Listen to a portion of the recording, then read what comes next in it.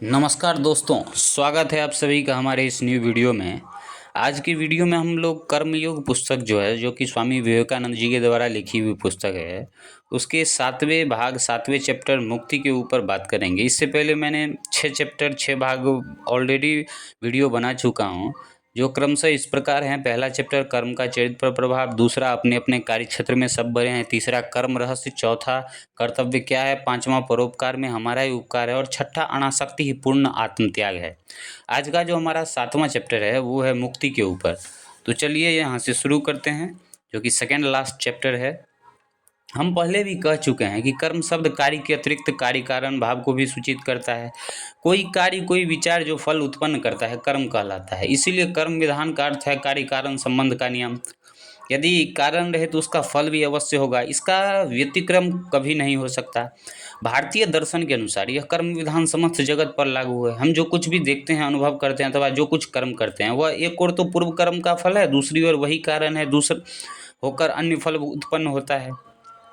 इसके साथ ही साथ हमें यह समझ लेना आवश्यक है कि विधान अथवा नियम शब्द का अर्थ क्या है। मनोविज्ञान की दृष्टि से इसका अर्थ है घटना श्रेणियों का पुनरावर्तन की ओर प्रवृत्ति। जब हम देखते हैं कि यह घटना के बाद कोई दूसरी घटना होती है अथवा दो घटनाएं साथ ही साथ होती है, तो हम सोचते हैं कि इस प्रकार सर्वदा ही होता रहेगा। हमारे देश की प्राचीन न्यायिक इससे व्याप्ति कहते हैं। इसके मतानुसार नियम संबंधी हमारी समस्त धारणा इसी व्याप्ति के आधार पर होती है। अनेक प्रकार की घटना श्रेणियाँ अपरिवर्तनीय क्रम से हमारे मन में गुथी हुई रहती है। यही कारण है कि कभी कभी किसी विषय का अनुभव करते ही वह तुरंत मन के अंतर्गत अन्य कुछ बातों से संबंध हो जाता है।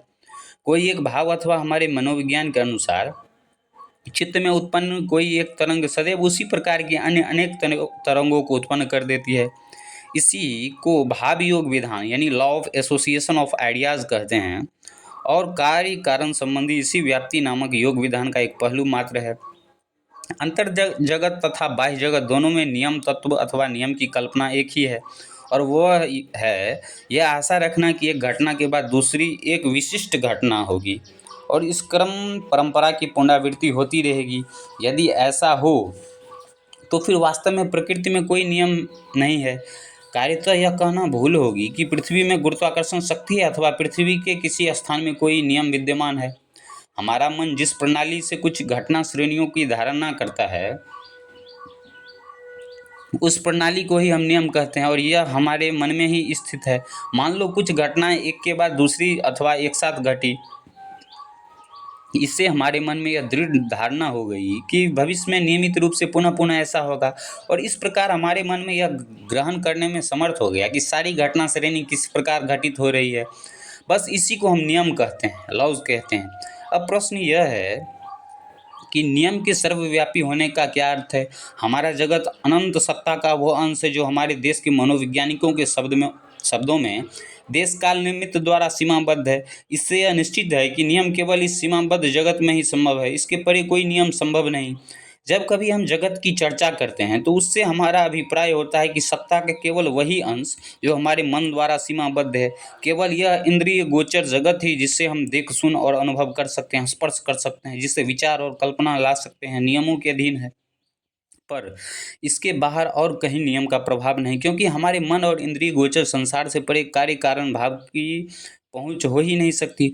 जो कुछ भी हमारे मन और इंद्रियों के अतीत है वह कार्य कारण के नियम द्वारा बद्ध नहीं है, क्योंकि इंद्रियातीत पदार्थ में मन का संबंध या योग नहीं हो सकता, और इस प्रकार के भाव संबंध या भाव योग बिना कार्य कारण संबंध नहीं हो सकता।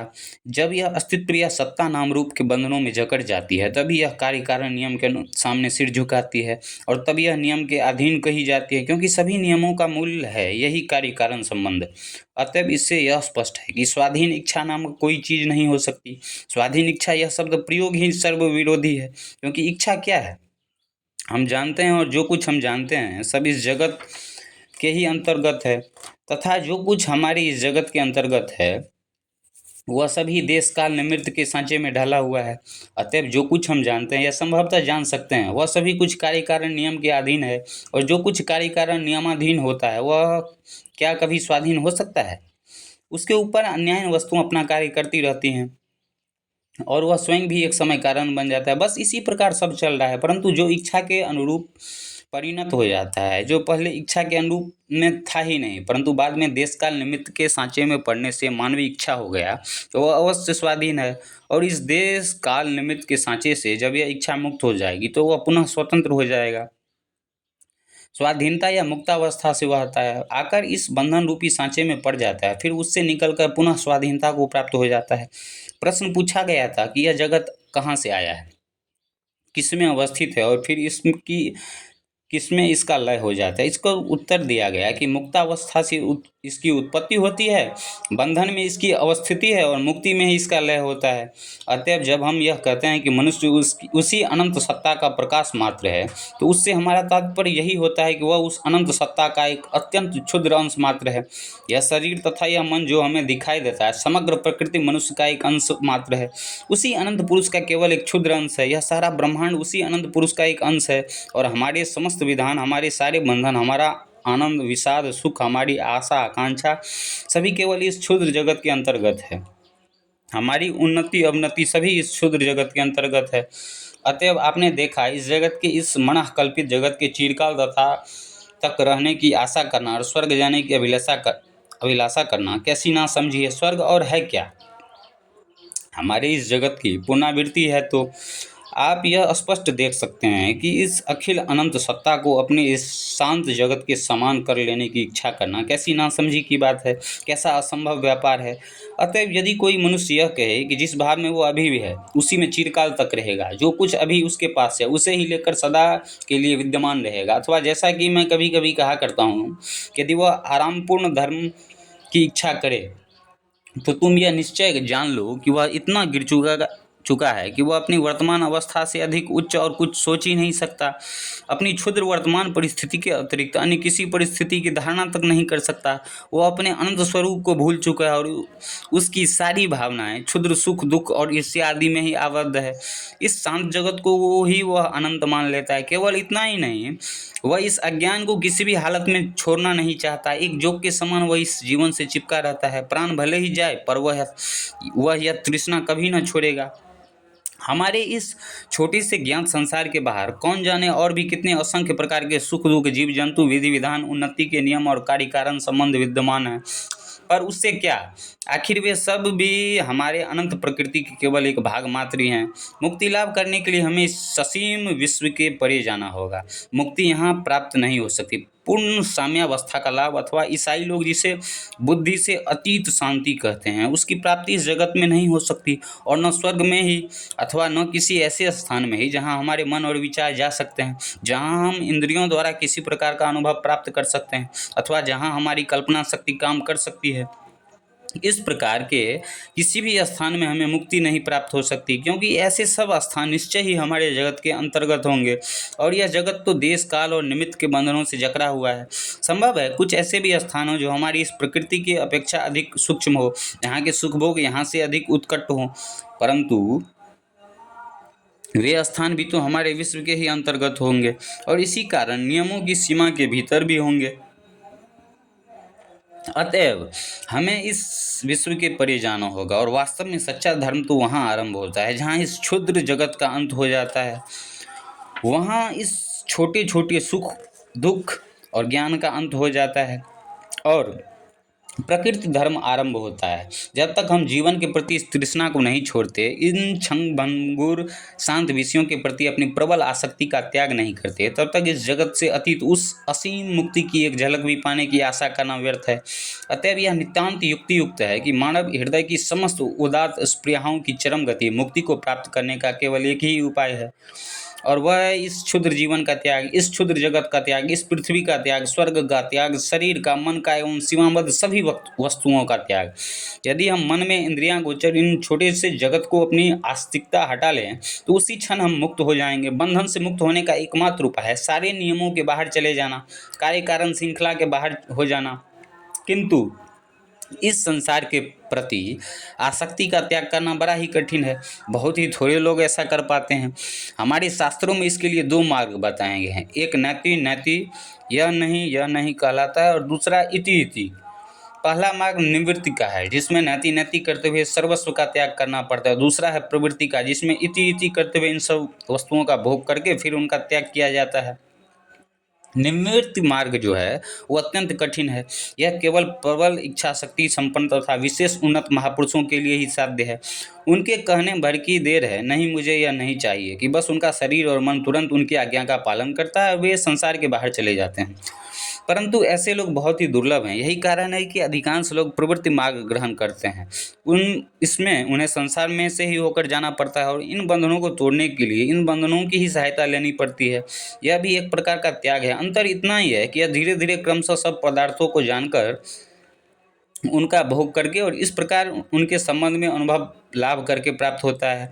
इस प्रकार विषयों का स्वरूप भली भांति जान लेने से मन अंत में उन सबको छोड़ देने में समर्थ हो जाता है और आसक्ति शून्य बन जाता है। अनासक्ति के प्रथमोक्त मार्ग का साधन है विचार और दूसरों का कर्म। प्रथम मार्ग ज्ञान योगी का है, वह सभी कर्मों का त्याग करता है। दूसरा कर्म योगी का है, उसे निरंतर कर्म करते रहना पड़ता है। इस जगत में प्रत्येक मनुष्य को कर्म करना ही पड़ेगा। केवल वही व्यक्ति कर्म से परे है जो संपूर्ण रूप से आत्मतृप्त है, जिसे आत्मा के अतिरिक्त अन्य कोई भी कामना नहीं, जिसका मन आत्मा को छोड़कर अन्यत्र कहीं भी गमन नहीं करता, जिसके लिए आत्मा ही सर्वस्व है। शेष सभी व्यक्तियों को तो कर्म अवश्य ही करना पड़ेगा। जिस प्रकार एक जल स्रोत स्वाधीन भाव से बहते हुए किसी गड्ढे में गिरकर एक भंवर का रूप धारण कर लेता है और उस भंवर में कुछ देर चक्कर काटने के बाद पुनः एक उन्मुक्त स्रोत के रूप में बाहर आकर अनिर्बद्ध रूप से वह बह निकलता है, उसी प्रकार यह मनुष्य जीवन भी है। यह भी भंवर में पड़ जाता है, नाम रूपात्मक जगत में पड़कर कुछ समय तक गोते खाता हुआ चिल्लाता हुआ, यह मेरा बाप, यह मेरी माँ, यह मेरा भाई, यह मेरा नाम, यह मेरा यश आदि आदि, फिर अंत में बाहर निकलकर पुनः अपना मुक्ति भाव प्राप्त कर लेता है।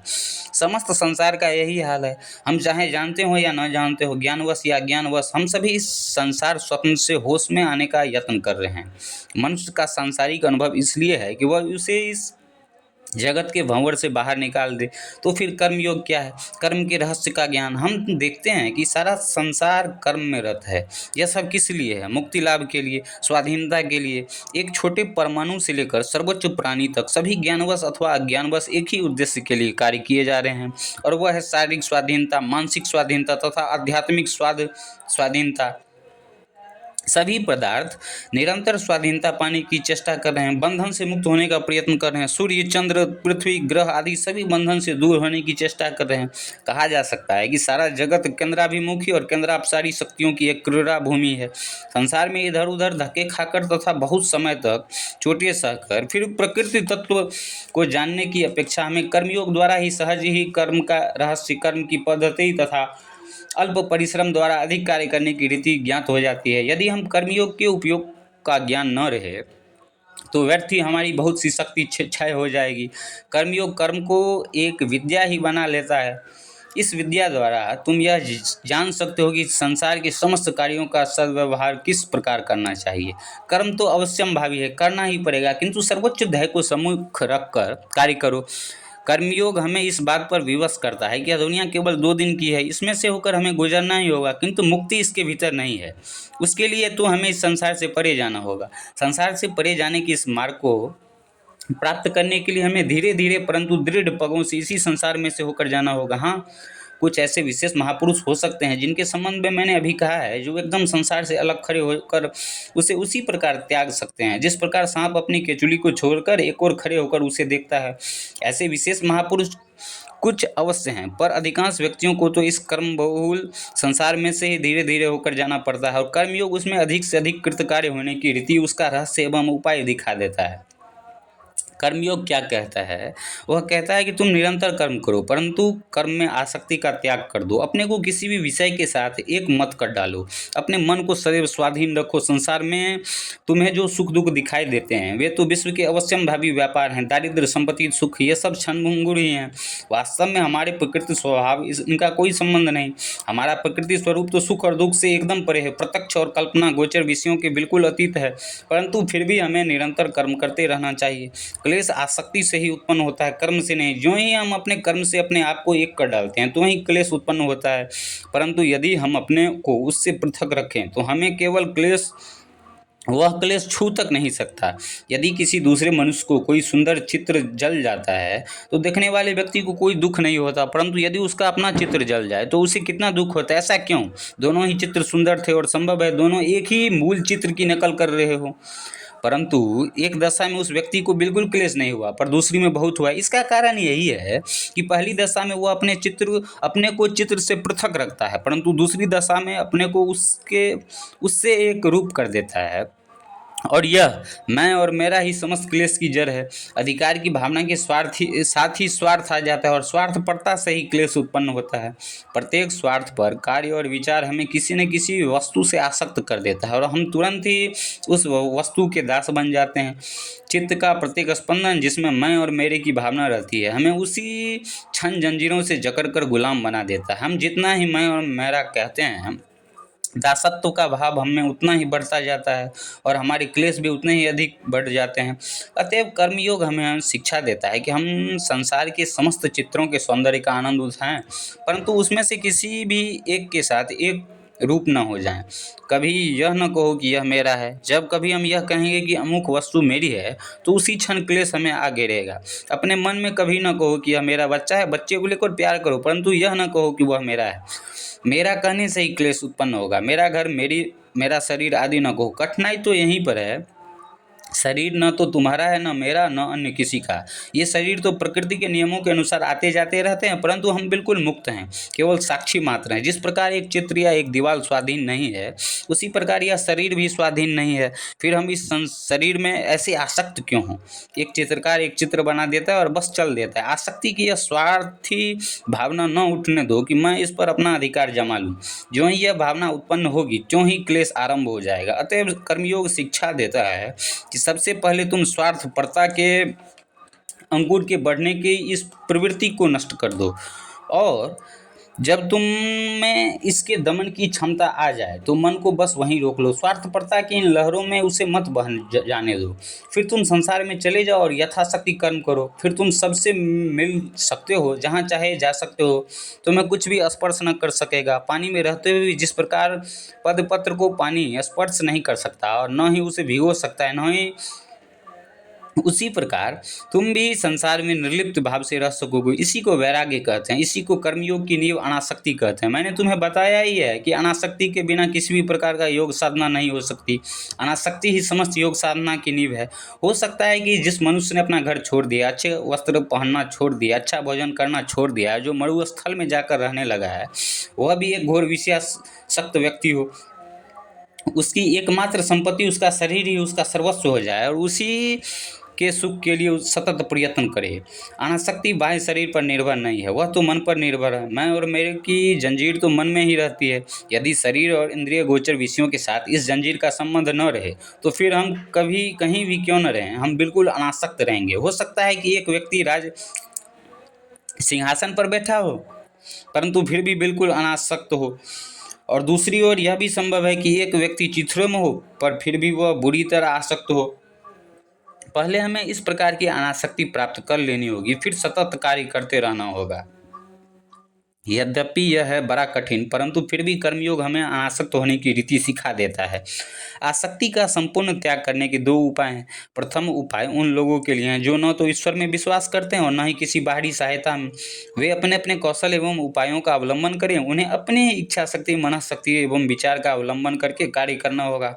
उन्हें दृढ़तापूर्वक कहना होगा कि मैं अनासक्त तो होऊंगा ही। जो ईश्वर पर विश्वास करते हैं उनके लिए एक दूसरा मार्ग है जो इसकी अपेक्षा बहुत सरल है। वे समस्त कर्म फलों को ईश्वर को अर्पित करके कर्म करते जाते हैं, इसलिए कर्म फल में कभी आसक्त नहीं होते। वे जो कुछ देखते हैं, अनुभव करते हैं, सुनते हैं अथवा करते हैं, वह सब भगवान के लिए ही होता है। हम जो कुछ भी सत्य कार्य करें उससे हमें किसी प्रकार की प्रशंसा अथवा लाभ की आशा नहीं करनी चाहिए। वह तो सब प्रभु का ही है। सारे फल उन्हीं के श्री चरणों में अर्पित कर दो। हमें तो एक किनारे खड़े हो यह सोचना चाहिए कि हम तो केवल प्रभु के अपने स्वामी के आज्ञाकारी भृत्य हैं और हमारी प्रत्येक कर्म प्रवृत्ति प्रति क्षण उन्हीं के पास से आ रही है। तुम जो कुछ पूजा करो, ध्यान करो अथवा कर्म करो, सब उन्हीं को अर्पण कर दो और स्वयं निश्चिंत हो जाओ। हम शांति से रहें, पूर्ण शांति से रहें और अपना संपूर्ण शरीर, मन, यहाँ तक कि अपना सर्वस्व श्री भगवान के समक्ष चीर बलि स्वरूप दे दें। अग्नि में घी की आहुतियाँ की अपेक्षा दिन रात केवल यही एक महान आहुति अपने इस क्षुद्र अंग की आहुति देते रहो। संसार में धन की खोज में लगे हुए हे प्रभु, मैंने केवल तुम ही को एकमात्र धन पाया। मैं तुम्हारे श्री चरणों में आत्मसमर्पण करता हूँ। संसार में किसी प्रेमास्पद की खोज करते करते हे नाथ, केवल तुम ही को मैंने एकमात्र प्रेमास्पद पाया। मैं तुम्हारे श्री चरणों में आत्मसमर्पण करता हूँ। हमें चाहिए कि हम दिन रात यही दोहराते रहें और कहें कि हे प्रभु, मुझे कुछ नहीं चाहिए। कोई वस्तु चाहे अच्छी हो चाहे बुरी, मुझे उससे तनिक भी प्रयोजन नहीं। मैं सब कुछ तुम्ही को समर्पण करता हूँ। रात दिन हमें इस तथाकथित भासमान अहं का त्याग करते रहना चाहिए। जब तक इस अभ्यास के रूप में परिणत न हो जाए, तब तक यह हमारे शरीर की शिरा शिरा में, नस नस में और मस्तिष्क में व्याप्त न हो जाए और हमारा संपूर्ण शरीर ही प्रतिक्षण आत्मत्याग के इस भाव के अधीन न हो जाए। फिर जहाँ हमारी इच्छा हो हम जा सकते हैं। हमें फिर भी कुछ भी स्पर्श न कर सकेगा, चाहे हम गोले बारूद की तुमुल आवाज़ से पूर्ण रणछत्र भी क्यों न चले जाएं, फिर भी हम सदैव मुक्त, स्वाधीन और शांत ही रहेंगे। कर्मयोग हमें इस बात की शिक्षा देता है कि कर्तव्य की जो भावना है वह एक निम्न श्रेणी की चीज़ है। कर्तव्य बुद्धि से कोई कार्य केवल निम्न भूमि में ही किया जा सकता है। फिर हम में से प्रत्येक को अपने कर्तव्य कर्म करने ही होंगे, परंतु हम देखते हैं कि कर्तव्य की यह भावना ही अनेक बार दुखों का एकमात्र कारण होती है। कर्तव्य हमारे लिए एक प्रकार का रोग सा हो जाता है और हमें सदा उसी दिशा में खींचता रहता है। यह हमें पक्का जकड़ लेता है और हमारे पूरे जीवन को दुखपूर्ण कर देता है। यह तो मनुष्य जीवन के लिए महाविभीषिका का स्वरूप है। यह कर्तव्य बुद्धि ग्रीष्मकाल के मध्याह्न सूर्य की नाई है जो मनुष्य की अंतरात्मा को दग्ध कर देती है। जरा कर्तव्य के उन बेचारे गुलामों की ओर तो देखो। उनका कर्तव्य तो उन्हें इतने भी छुट्टी नहीं देता कि वे पूजा पाठ अथवा स्नान ध्यान कर सकें। कर्तव्य उन्हें प्रतिक्षण घेरे रहता है। वे बाहर जाते हैं और काम करते हैं। कर्तव्य सदा उनके सिर पर सवार रहता है। वे घर आते हैं, फिर अगले दिन काम का सोचने लगते हैं। कर्तव्य उन पर सवार हो रहता है। यह तो एक गुलाम की जिंदगी हुई। फिर एक दिन ऐसा आ जाता है कि वे ऐसे कसे कसाए घोड़े की तरह सड़क पर ही गिरकर मर जाते हैं। कर्तव्य का यही सर्वसाधारण कल्पना है, परंतु अनासक्त होकर एक स्वतंत्र व्यक्ति की तरह कार्य करना तथा समस्त कर्म भगवान को समर्पण कर देना ही असल में हमारा एकमात्र कर्तव्य है।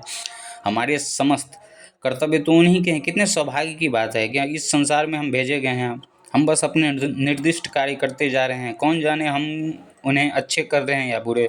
उन्हें उत्तम रूप से करने पर भी हम फल की आकांक्षा न करेंगे और बुरी तरह से करने पर भी हम चिंतित न होंगे। निश्चिंत होकर स्वाधीन भाव से शांति के साथ कर्म करते जाओ।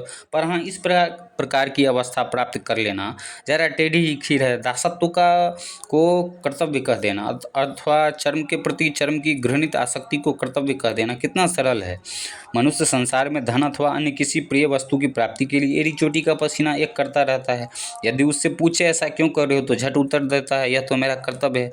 पर असल में यह तो धन के लिए अस्वाभाविक तृष्णा मात्र है और इस तृष्णा के ऊपर कुछ फूल चढ़ाकर वे उसे ढके रहने की चेष्टा करते हैं। तब जिसे सब लोग कर्तव्य कहा करते हैं वह फिर क्या है आखिरी? वह है केवल आसक्ति, शरीर की गुलामी। जब कोई आसक्ति दृढ़ मूल हो जाती है तो उसे ही हम कर्तव्य कहने लगते हैं। उदाहरणार्थ, जहाँ विवाह की प्रथा नहीं है उन सब देशों में पति पत्नी में आपस में कोई कर्तव्य नहीं होता। क्रमशः समाज में जब विवाह प्रथा आ जाती है तब पति पत्नी एक साथ रहने लगते हैं। उनका यह एक साथ रहना शारीरिक आसक्ति के कारण ही होता है और कई पीढ़ियों के बाद जब उनका यह एकत्रवास एक प्रथा सी हो जाती है तो फिर यही एक कर्तव्य के रूप में परिणत हो जाता है। यह तो एक प्रकार की चिरस्थायी व्याधि सी है। यदि एक आध बार यह प्रबल रूप में प्रतीत होती है तो उसे हम व्याधि कह देते हैं और यदि यह सामान्य रूप से चिरस्थायी हो जाती है तो इसे हम प्रकृति या स्वभाव कहने लगते हैं। जो भी हो, पर वह है एक रोग ही। आसक्ति चिरस्थायी होकर जब हमारा स्वभाव बन जाती है तो उसे हम कर्तव्य के बड़े नाम से ढक देते हैं। फिर हम उसके ऊपर फूल चढ़ाते हैं, उसके सामने बाजे बजाते हैं, मंत्रोच्चारण करते हैं। तब यह समस्त संसार उसी कर्तव्य के लिए आपस में लड़ने भिड़ने लगता है और एक दूसरे का धन अपहरण करने लगता है। कर्तव्य वहीं तक अच्छा है जहाँ तक कि यह पशुत्व भाव को रोकने में सहायता प्रदान करता है। उन निम्नतम श्रेणी के मनुष्यों के लिए जो कुछ किसी उच्चतर आदर्श की धारणा ही नहीं कर सकते, शायद कर्तव्य की यह भावना किसी हद तक अच्छी हो, परंतु जो कर्मयोगी बनना चाहते हैं उन्हें तो कर्तव्य के इस भाव को एकदम त्याग देना चाहिए। असल में हमारे या तुम्हारे लिए कोई कर्तव्य है ही नहीं। जो कुछ तुम संसार को देना चाहते हो अवश्य दो, परंतु कर्तव्य के नाम पर नहीं। उसके लिए कुछ चिंता तक मत करो। बाध्य होकर कुछ भी मत करो। बाध्य होकर भला भला क्या क्यों करोगे? जो कुछ भी तुम बाध्य होकर करते हो उससे आसक्ति उत्पन्न होती है। तुम्हारा अपना कोई कर्तव्य क्यों होना चाहिए? सब कुछ ईश्वर को ही अर्पण कर दो। इस संसार की भयानक भट्ठी में जिसमें कर्तव्य रूपी अग्नि सभी को झुलसाती रहती है, तुम उस ईश्वरार्पण भाव रूपी अमृत चषक का पान करो और प्रसन्न रहो। हम सब तो केवल उन प्रभु की ही इच्छा का पालन कर रहे हो। किसी प्रकार के पुरस्कार अथवा दंड से हमारा कोई संबंध नहीं। यदि तुम पुरस्कार के इच्छुक हो तो तुम्हें साथ ही दंड भी स्वीकार करना पड़ेगा। दंड से छुटकारा पाने का केवल यही उपाय है कि तुम पुरस्कार का भी त्याग कर दो।